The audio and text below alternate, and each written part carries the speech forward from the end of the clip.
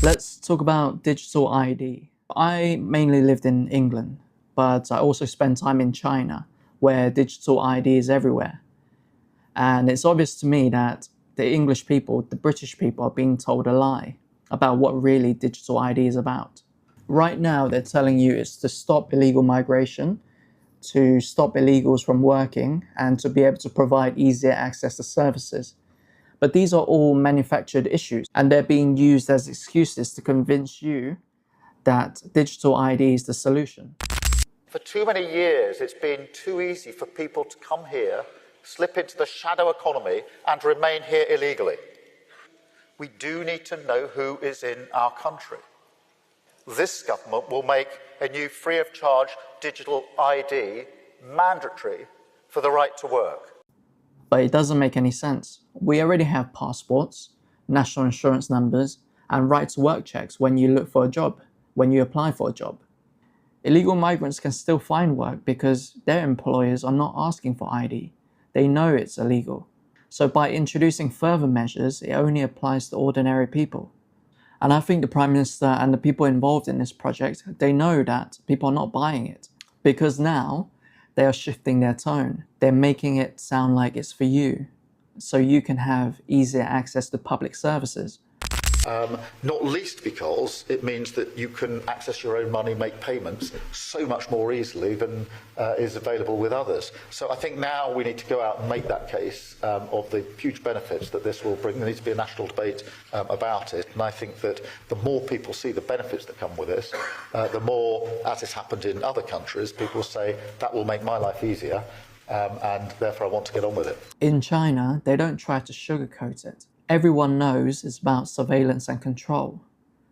But it works for China because it's authoritarian by design. Everyone has agreed to have freedom within boundaries. They know what they can say, what they can't say, and what they can't do, and what happens when they cross the line. Because the law has consequences and people stay within it. It's strict, but it's predictable. Out of a possible 950 points. A score in the 700s is considered good. Around the 500 mark is not. For now, the number is a sort of bank credit rating, keeping track of everyone's spending habits. I think being ranked is a good thing. A society has to have rules. In theory, everything can be taken into account in the social score, even the most innocuous errands like supermarket shopping. When Xiaowen Wang makes an electronic payment, her purchases tell the state a lot about her. Buying cigarettes would count against her. On the other hand, nappies show she's an attentive mother. Beer could indicate alcoholism. She'd be better off buying water. But that's not going to work for the UK. The mindset, the people are very different. This is the birthplace of Magna Carta. We don't want big government. They're trying to sell you the idea of modernization and efficiency, but that's not the end goal. I think they're trying to create a centralized digital footprint for everybody, linking your money, your movement, and all your records. This way, they can find new ways to tax you more. Because that's what the UK government is run on. Taxes from you.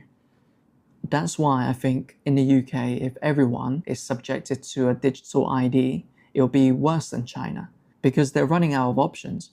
We already have one of the highest tax rates in the world, 45%.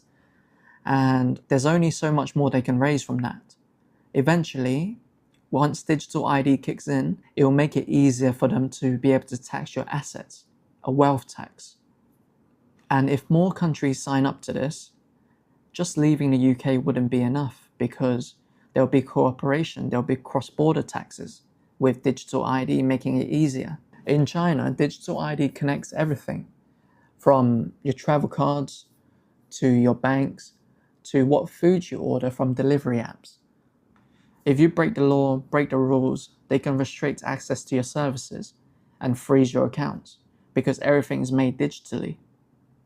99% of China doesn't use cash anymore. Everything is digital on your phone, mobile payments, and it's all linked to a digital ID. Once digital ID comes in and everything is digitalized and centralized, they'll know how much you have and how much they can take from you. This is very worrying for the UK because this is supposed to be a democracy.